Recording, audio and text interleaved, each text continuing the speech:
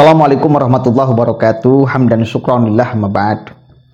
Sahabat manusia plural yang saya hormati dan saya banggakan, selamat menjalankan ibadah buka puasa bagi yang menjalankan. Saya akan ambil satu informasi yang bagi saya sangat lucu sekali. Masinton Pasaribu, dia kan udah 2 periode nih jadi anggota DPR RI dari PDIP, politisi senior bos. Dan sekarang dia gagal, nggak lolos dia ke Senayan tuh. Lalu lucunya dia malah menyalahkan Gibran. Menyalahkan Gibran, tidak lolosnya itu gara-gara Gibran katanya. Dia menjadi target operasi TO, sembari tidak dijelaskan. Apa bentuknya, bagaimana macamnya, TO-nya. Dan bagi saya siapapun aja anggota dewan, bukannya Masinton. Mau di kabupaten levelnya, mau di provinsi levelnya, mau di RI levelnya, ketika sudah pernah duduk menjadi anggota dewan, ya, kalau dia benar ngurus konstituennya, maka ketika ada momentum lagi pencalonan, dia pasti akan dipilih. Kalau dia ngurus konstituennya benar. Siapapun aja yang menggembosi, mentarget secara operasi dia untuk menggagalkan supaya menjadi anggota dewan karena ngurus konstituennya benar, maka tetap dia akan menjadi dewan. Pertanyaannya kenapa nggak lolos? Berarti kan nggak benar ngurus konstituennya. Konstituennya nggak mau lagi tuh diwakili oleh Masinton dan dewan-dewan yang lain yang gagal masuk setelah dia pernah menjabat. Begitu dong. Kok nyalahkan orang lain? Apalagi Gibran yang disalahkan karena ngomong Samsul katanya. Kacau. Coba kita dengarkan sama-sama nih. Mengagetkan juga Masinton Pasaribu ini sebagai politikus senior tiba-tiba kali ini tersandung. Tersandung apa itu? Jangan tersandung korupsi Bang Karni. Tersandung tidak bisa masuk parlemen lagi. Dan ya kalahnya itu tragis menurut saya. Ada 2 kursi selama ini PDIP di Jakarta Selatan. Beliau ini gak lolos dan PDIP pun dapatnya cuma 1 partai. Satu kursi. Betul Bang. Dan padahal kampanyenya luar biasa loh Masinton. Sampai-sampai netizen menjulukin di mana ada pohon di Jakarta Selatan, di situ ada Masinton. Terima kasih Bang Karni. Jadi ada kecurangan juga kah ini atau apa yang terjadi? Ya kalau saya politik itu ya kita ini kan udah terbiasa punya sikap Bang Karni. Kita menyadari betul konsekuensi dari sikap-sikap politik kita. Ya saya pernah diingatkan umpama, Ton kamu jangan terlalu kencang-kencang. Maksudnya itu mengkritik atau apa. Nanti berpengaruh terhadap elektoral. Bisa dioperasi loh. Ada yang mengingatkan saya itu. Tapi bagi saya Bang Karni, politik itu bukan sekedar angka elektoral tadi. Prinsip dalam politik yang saya yakinin ya kalau kita yakin ada ketidakbenaran ya kita harus menyuarakan itu. Punya sikap itu. Apapun itu konsekuensinya. Saya sadar betul bahwa umpama di dapil saya kami 2 kursi. 2 periode saya DPR di sini, di dapil DKI Jakarta 2 ini. Tadinya 2009 cuma 1 kursi Pak Eriko, saya datang 2014 sebagai aktivis, saya buktikan saya usahakan bisa 2 kursi dan 2019 2 kursi tetap. Dan sekarang ya apakah pernyataan teman yang mengingatkan saya tadi itu, ya maaf aparat juga, karena kayak saya pernah di Komisi 3, ada mengingatkan saya begitu, khawatir nanti Pak Masinton jadi TU loh di lapangannya. Udah saya enggak begitu ini, ya udah saya jalan aja. Masa gara-gara ini saya kemudian membatasi ruang dan sikap politik saya untuk menyatakan sesuatu yang saya yakini benar. Kan gitu Bang Karni. Dan kemudian ya kalau saya lihat ya kursinya hilang 1, kursi dipatahin dari 2 jadi 1, suara dibonsai. Posisi kedua bukan ke posisi ke atas. Ya bagi saya no problem karena ladang perjuangan politik itu bukan hanya di dalam gedung DPR sana. Kita ini kan orang politik Bang Karni. Dalam politik itu tidak ada bola mati. Iya kan? Yang ada ya offside, bola out. Karena nggak ada bola mati ya. Kita ini kan ya tetap beraktivitas dalam politik tadi, menyuarakan sesuatu yang kita yakini benar buat orang banyak tadi. Itu Bang Karni, terutama dalam konteks demokrasi ini.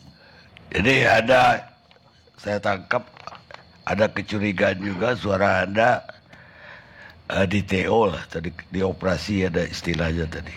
Iya, apalagi waktu saya diingatkan itu, Mas Hinton terlalu kencang, apalagi pakai Samsul. Ada yang tersinggung itu katanya kan. Kan itu Bang. Bagi saya ya no problem, itulah. Toh politik itu ya ketakutan karena elektoral tadi kemudian membatasi kita untuk tidak bersikap apapun terhadap proses demokrasi ini. Gitu Bang Karni. Kalau ya kita aktivis dulu ya konsekuensi kalau mau ditangkap, ditahan juga kita udah siapin kira-kira kan gitu. Oke. Lucu kan? Kok malah nyalakan orang lain?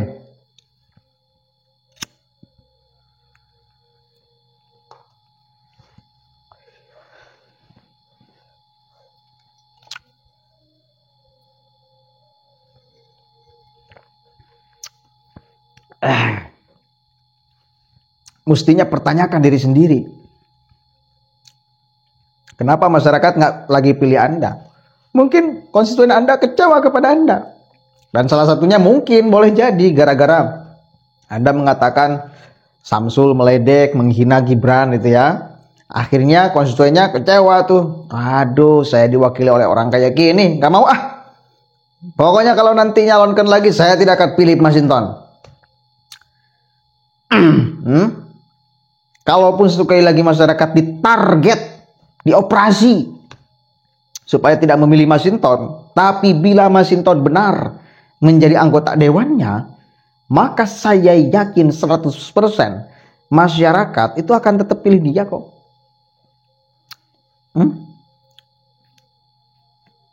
Dan catat, bukan hanya Mas Hinton. Ini bisa jadi kemudian pelajaran bagi seluruh anggota dewan. Bila Anda bisa merawat basis konstituen Anda, itu pasti setiap tahunnya, setiap perhelatan itu pasti akan dipilih kembali kok. Pasti akan dipilih. Yakin itu. Di sini dulu ada anggota dewan. Setiap 5 tahun sekali pemilihan anggota dewan, suaranya terus naik. Bahkan sekarang itu udah nyampe 13.000 suaranya. Tinggi banget kan level kabupaten dengan partainya sih, tapi dia sendiri loh. Suara dianya sendiri udah 8.000 apa 9.000. Tinggi banget itu. Dewan-dewan yang lain itu cuma 3.000, ada 2.500.